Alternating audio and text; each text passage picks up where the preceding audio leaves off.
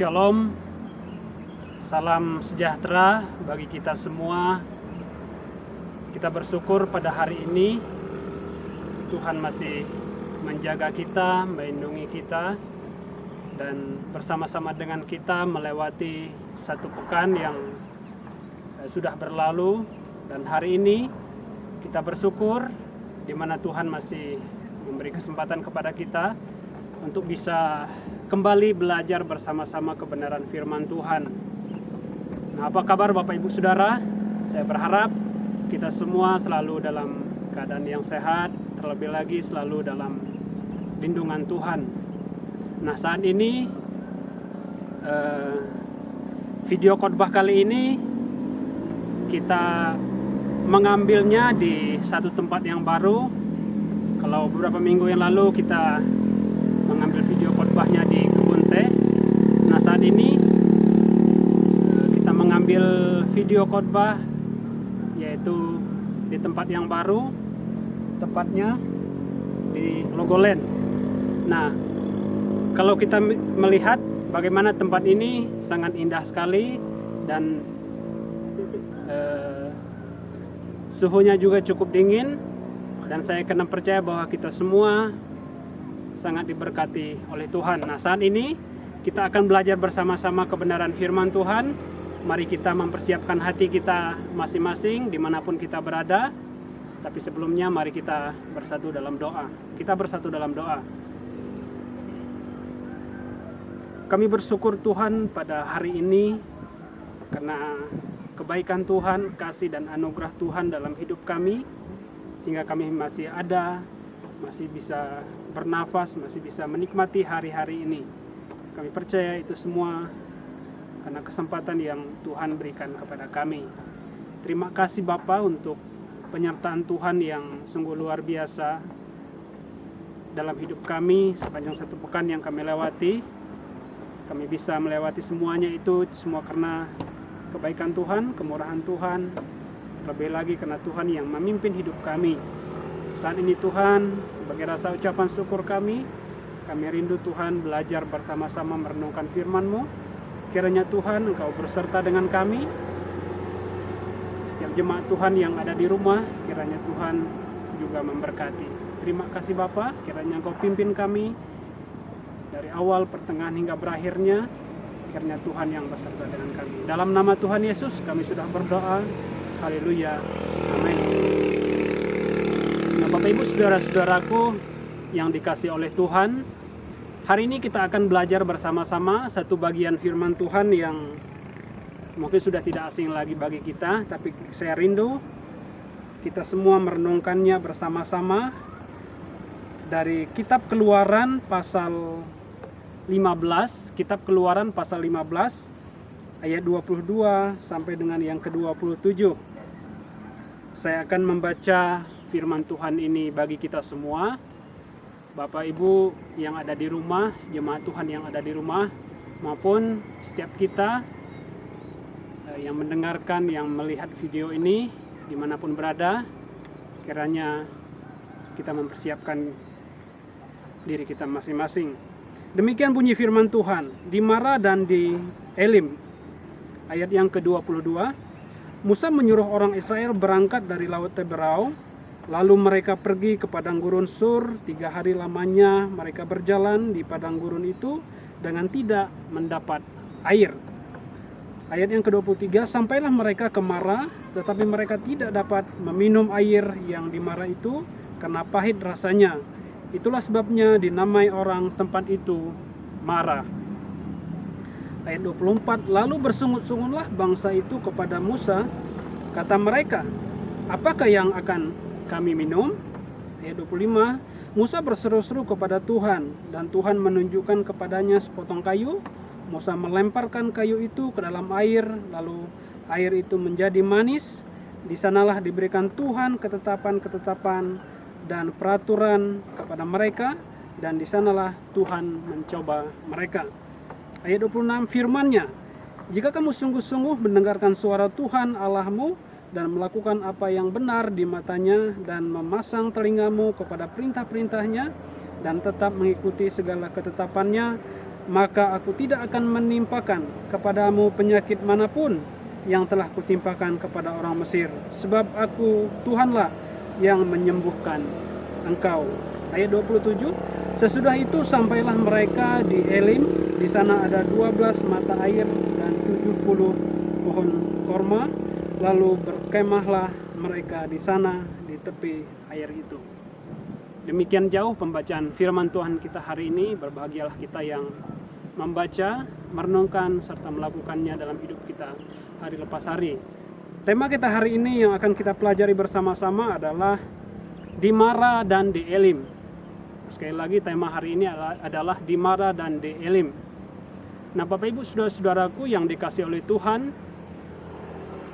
seperti apakah kita menggambarkan perjalanan hidup kita selama kita hidup di dunia ini, dari lahir sampai kita meninggal atau kita kembali kepada Bapa.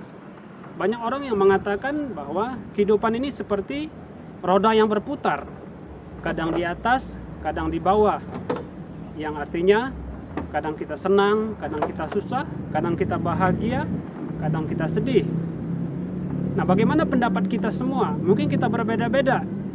Tetapi sebagai orang yang percaya kepada Tuhan, perjalanan bangsa Israel dari tanah Mesir menuju ke Kanaan, maksudnya merupakan gambaran atau contoh yang bisa kita ambil, yang bisa kita pelajari bersama-sama. Di mana bangsa Israel adalah bangsa pilihan Tuhan, tetapi Tuhan mengizinkan kepada mereka suatu permasalahan, suatu pergumulan dalam hidup mereka. Tetapi disitulah mereka diuji. Pada saat mereka mengalami permasalahan, apakah iman mereka sudah kuat atau belum? Apakah mereka fokus kepada Tuhan? Apakah mereka bergantung kepada Tuhan? Apakah mereka taat dan setia kepada Tuhan? Disitulah mereka diuji. Tetapi melalui pembacaan firman Tuhan hari ini, kita bisa belajar bersama-sama, yaitu dua bagian yang harus dilewati oleh bangsa Israel di dalam perjalanan mereka mengikuti Tuhan, yaitu di Mara dan di Elim. Nah, ketika kita memahami bahwa di Mara bagaimana mereka harus mengalami permasalahan di dalam perjalanan hidup mereka dalam mengikuti Tuhan. Mara menggambarkan keadaan air yang pahit, di mana pada saat itu mereka memerlukan air untuk diminum. Demikian juga di Elim, di mana di situ dijelaskan ayat yang ke-27 bahwa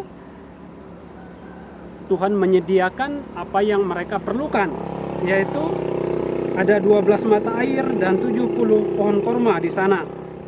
Nah, Bapak Ibu saudara-saudara, kalau kita melihat ayat yang ke-22 di sini dikatakan Musa menyuruh orang Israel berangkat dari Laut Teberau, lalu mereka pergi ke padang gurun Sur. 3 hari lamanya mereka berjalan di padang gurun itu dan tidak mendapat air.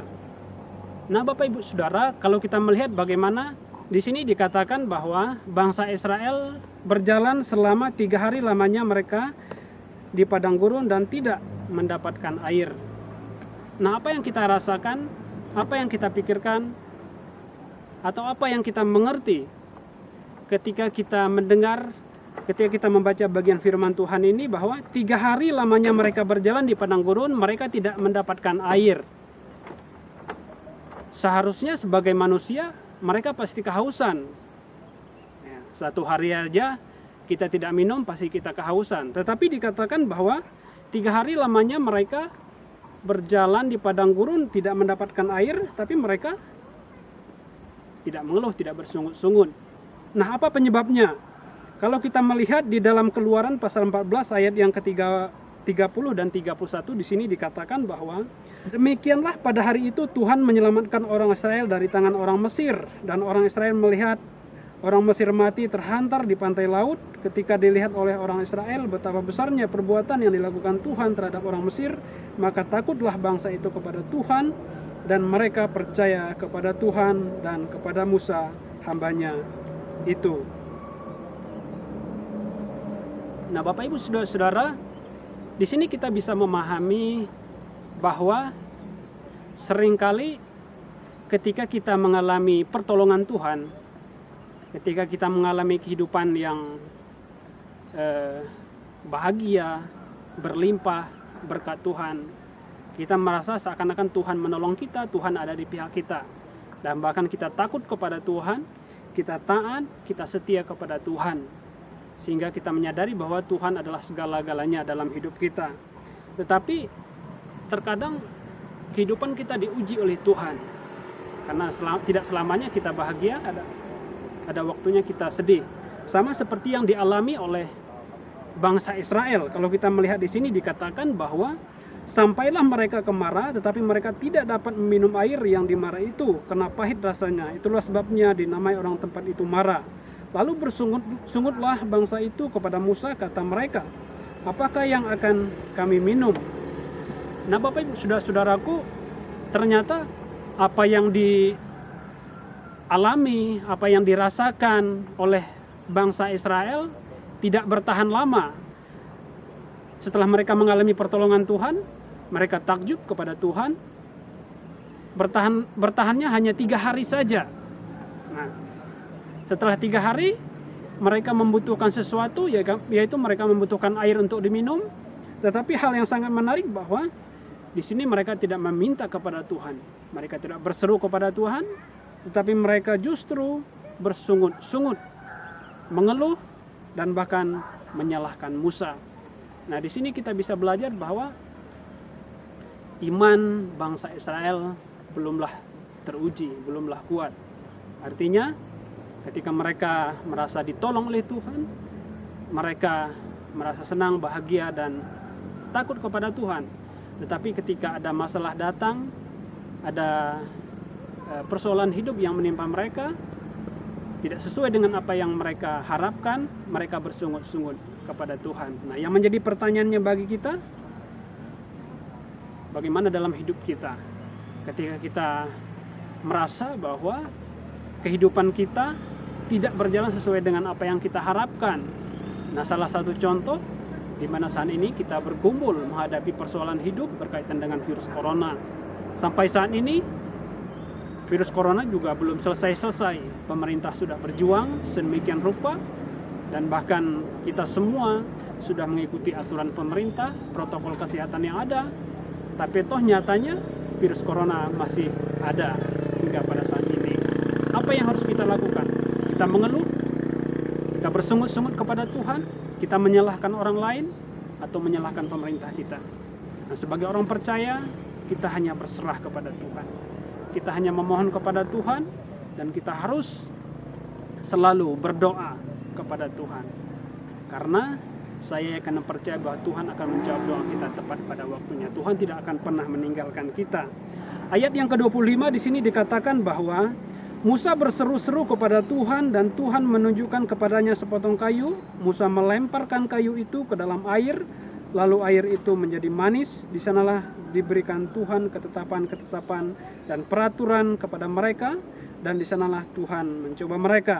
Ayat 26, firman-Nya, jika kamu sungguh-sungguh mendengarkan suara Tuhan Allahmu dan melakukan apa yang benar di matanya, dan memasang telingamu kepada perintah-perintahnya, dan tetap mengikuti segala ketetapannya, maka aku tidak akan menimpakan kepadamu penyakit manapun yang telah kutimpakan kepada orang Mesir. Sebab aku Tuhanlah yang menyembuhkan mereka. Nah Bapak Ibu, saudara-saudaraku yang dikasihi oleh Tuhan, pada bagian ini ada 2 hal yang bisa kita pelajari. Yang pertama, kita bisa belajar bersama-sama dari Musa, tindakan Musa di dalam menghadapi persoalan hidup. Dia sebagai pemimpin, dia sebagai pemimpin bangsa Israel yang sudah dipercayakan oleh Tuhan. Kita tahu bahwa tindakan Musa di sini, dia berseru-seru kepada Tuhan, dia meminta pertolongan kepada Tuhan. Ini membuktikan bahwa Musa memiliki hubungan yang dekat dengan Tuhan, mengenal lebih dalam siapa Tuhannya, sehingga dia berseru-seru kepada Tuhan. Musa percaya bahwa masalah boleh ada, tetapi ketika dia berseru, Tuhan pasti melihat, Tuhan pasti mendengar. Bahkan setiap kebutuhan yang diperlukan, pasti Tuhan akan menjawab tepat pada waktunya. Dan terbukti bahwa ketika Musa berseru-seru kepada Tuhan, dia tidak fokus dengan masalah yang ada, Tuhan menjawab. Tuhan memberikan jawaban atas doa dan seruan Musa. Kiranya ini juga bisa menjadi pelajaran bagi kita, bahwa sebagai orang yang percaya, sebagai orang yang sudah mengenal Tuhan, sebagai orang yang sudah hidup di dalam Tuhan, ketika ada persoalan hidup yang menimpa kita, kita tidak bersungut-sungut, kita tidak mengeluh, tetapi kita juga berseru kepada Tuhan, bersabar menanti jawaban Tuhan. Yang kedua di sini bagaimana ketika Tuhan menjawab doa Musa, kalau kita melihat bagaimana Tuhan memberikan ketetapan-ketetapan yang harus dilakukan, yang harus diikuti. Nah, ini artinya apa? Kita dituntut untuk taat dan setia kepada Tuhan, melakukan apa yang Tuhan inginkan di dalam kehidupan kita. Ketetapan-ketetapannya kita tetap taat dan setia melakukan semuanya itu. Dan saya yakin dan percaya dengan pertolongan Tuhan kita sanggup melakukan semuanya itu. Ayat yang terakhir 27 dikatakan bahwa sesudah itu sampailah mereka di Elim. Di sana ada 12 mata air dan 70 pohon korma, lalu berkemahlah mereka di sana di tepi air itu. Nah, ayat yang terakhir ini menjelaskan bagaimana Tuhan menjawab doa Musa, menjawab kebutuhan bangsa Israel. Di sini kita melihat bagaimana Tuhan tidak berdiam diri. Tuhan tidak membiarkan anak-anaknya dalam pergumulan. Tuhan tidak membiarkan bangsa Israel tetap berada di Mara. Tetapi Tuhan menuntun bangsa Israel sampai ke Elim. Nah, Bapak Ibu Saudara, mari kita belajar bersama-sama. Ketika kita berada di Mara, marilah kita tetap berjalan bersama-sama dengan Tuhan. Saya percaya dan kita semua harus percaya bahwa Tuhan akan membawa kita ke Elim. Saat ini mungkin bangsa kita semua menghadapi persoalan, yaitu virus corona. Tapi saya yakin dan percaya cepat atau lambat virus corona ini akan berlalu. Dan Tuhan akan membawa kita kepada kemenangan, yaitu di Elim. Demikian renungan singkat kita pada hari ini, firman Tuhan. Kiranya kita semua diberkati oleh Tuhan. Biarlah apapun yang kita alami saat ini, kita tetap bergantung kepada Tuhan. Kita tetap berserah kepada Tuhan dalam keadaan seperti apapun, karena Tuhan beserta dengan kita. Firman Tuhan mengatakan bahwa di tengah pengalaman pahit pun Tuhan turut bekerja untuk mendatangkan kebaikan bagi kita semua. Amin. Kita bersatu dalam doa. Tuhan, kami bersyukur buat hari ini. Firman Tuhan mengingatkan kepada kami akan pengalaman iman, pengalaman perjalanan hidup bangsa Israel di dalam mengikuti Tuhan, di mana Tuhan membiarkan atau memberi kesempatan kepada bangsa Israel untuk mengalami yang namanya Mara. Tetapi pada akhirnya Tuhan juga akan menuntun bangsa Israel sampai kepada Elim. Tuhan, kami percaya bahwa ketika kami dibiarkan atau diperhadapkan dengan Mara, kepahitan hidup kami percaya ketika kami berjalan bersama dengan Tuhan, Tuhan juga akan memampukan kami untuk kami bisa berjalan sampai menuju Elim yang sudah Tuhan sediakan. Terima kasih Bapak, terima kasih. Pada saat ini kami berdoa Tuhan buat kehidupan kami semua, kehidupan gereja kami, GPII Atria Hotel Malang, kami serahkan ke dalam tangan Tuhan. Kau berkati gembala, kau berkati guru Injil, kau berkati semua pelayan Tuhan, dan terlebih lagi kau berkati setiap jemaat-Mu Tuhan dimanapun mereka berada. Saat ini kami belum bisa beribadah bersama-sama di gereja, tapi kami masih harus tetap beribadah di rumah kami masing-masing. Tapi kami percaya kami tetap bersama-sama dengan Tuhan, tetap memiliki hubungan yang baik dengan Engkau Tuhan, tetap bersandar dan berserah kepada Engkau ya Tuhan, sambil berdoa dan memohon kepada Tuhan dengan cara dan waktunya Engkau sendiri, kami akan bisa kembali beribadah bersama-sama di gereja ya Tuhan. Terima kasih Bapak, terima kasih. Kami juga tidak lupa berdoa buat keluarga kami, sanak saudara kami dimanapun mereka berada. Kami percaya Tuhan bersama-sama dengan mereka menuntun setiap langkah kehidupan mereka. Bangsa dan negara kami serahkan ke dalam tangan Tuhan. Pemerintahan kami yang saat ini terus berjuang menghadapi persoalan yaitu virus corona, kiranya Tuhan Kau memberi hikmat kepada mereka, sehingga apapun yang mereka kerjakan, apapun yang mereka putuskan, semuanya itu sesuai dengan kehendak Tuhan dan demi kebaikan bangsa ini, Tuhan. Terima kasih Bapa. Kami juga tidak lupa berdoa buat tim gugus tugas, bahkan semua tim medis, Tuhan, dokter, para perawat, kami serahkan ke dalam tangan Tuhan, kiranya Engkau menjaga mereka ya Tuhan. Saudara-saudara kami yang terkonfirmasi positif corona, kami berdoa biarlah Tuhan Kau memberi kekuatan kepada mereka, Kau menyembuhkan mereka, pulihkan mereka ya Tuhan. Terima kasih Bapa, terima kasih ya Tuhan. Inilah doa kami, terpujilah nama-Mu Tuhan. Dalam nama Tuhan Yesus kami sudah berdoa. Haleluya. Amin. Selamat hari Minggu buat kita semua. Tuhan Yesus memberkati. Shalom.